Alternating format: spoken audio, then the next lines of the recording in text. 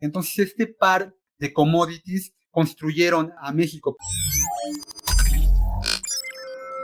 Si bien el fútbol en México tú dices que ha estado como en declive, lo cual sí es cierto. De hecho, yo me acuerdo tanto que en los años 80 había un presidente en Colombia, Belisario Betancourt, que dejó ir el Mundial de Fútbol que se iba a celebrar en Colombia y se lo llevó México, ¿sí? ¿Sí lo recuerdas? Sí, por supuesto, a México le cae de rebote Sí. por los problemas políticos, ¿no? Sí. Que tenía Colombia. Iba a ser Colombia 86. Se construyó un solo estadio, ya habían construido un estadio, no Ujú, recuerdo en qué ciudad, y a México pues le cae.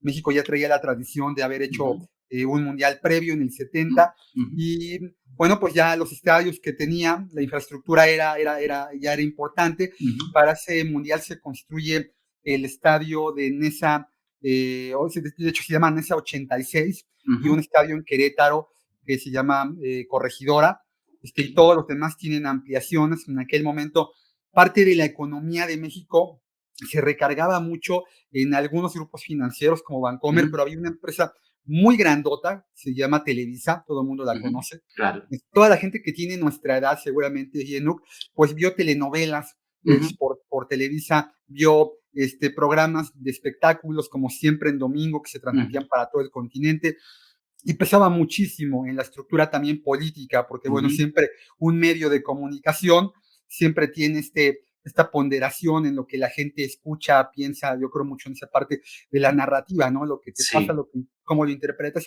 y cómo lo transmites. Y Televisa hacía muy bien esto.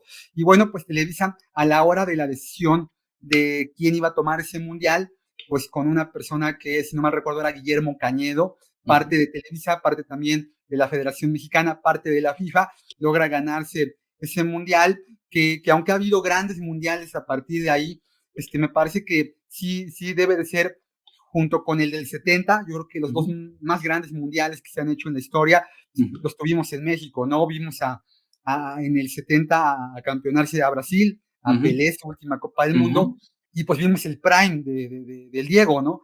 Entonces, pues me Sí, parece que la ahí, mano del Dios.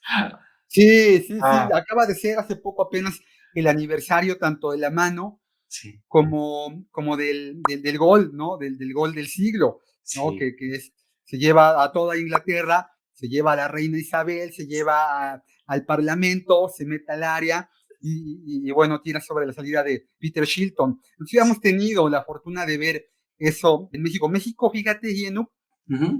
vivía un entorno bien difícil en esa época. Hoy Sí, a sí. México no le tocaría ningún mundial. Y yo te puedo anticipar que a ningún país del rango económico que teníamos en aquella época le había tocado uno. México en 1986 Ujú, era un país que tenía inflaciones de dos cifras, como ujú. las que vive Argentina, por ejemplo. Sí. México tenía devaluaciones muy grandes de su Ujú, moneda, no había libre flotación de nuestro peso, la moneda se sostenía porque el Banco Central, que no era independiente, le inyectaba dinero a nuestra moneda para mantenerla. Había grandes problemas sociales que eran la derivada ujú, de descomposiciones económicas que tenían años ujú, de arrastrar malas gestiones, déficits muy grandotes ujú, que se alimentaban con dinero que salía del subsuelo del país. ujú, El 90% de lo que el gobierno percibía era petróleo, era venta al ujú. extranjero de hidrocarburos. Guau. Pemex, que fue una de las empresas petroleras más grandes del planeta, Ujú, era quien le proveía el ingreso al país. ujú, Tuvimos la fortuna de tener durante muchos años la venta de petróleo. ujú, Digamos que el México contemporáneo se construyó sobre eso. Nuestra ujú, bolsa de valores, para que tengas una idea, el ujú. edificio que está en Avenida Reforma, que es la Sí. avenida más importante del país, tiene Ujú, dos colores primarios, el negro y el color gris. Y tiene sí. que ver con que a este país lo hizo crecer en primera instancia durante la colonia y poscoloniaje de la plata, la extracción de plata. Hoy México Ajá. sigue siendo el principal exportador, proveedor de plata del mundo. Y luego petróleo.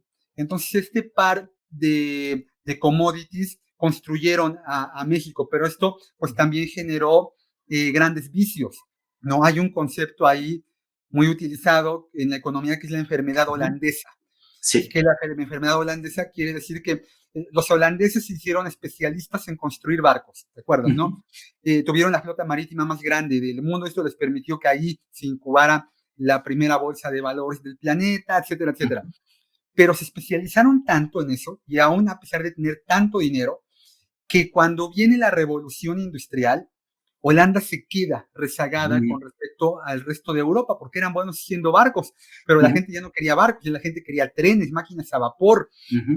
Empezaba a ver las primeras fábricas, y Holanda se va rezagando. Entonces, dentro de las sociedades, dentro de los países, se le conoce como enfermedad holandesa a eso.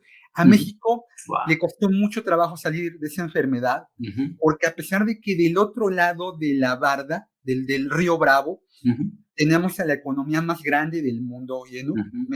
Estados Unidos es el 25%, 24% del PIB global. México nunca lo aprovechó. México no lo aprovechó, pues ¿por qué? Pues porque vendíamos petróleo, éramos buenos refinando, extrayendo, explorando, y no aprovechamos eso.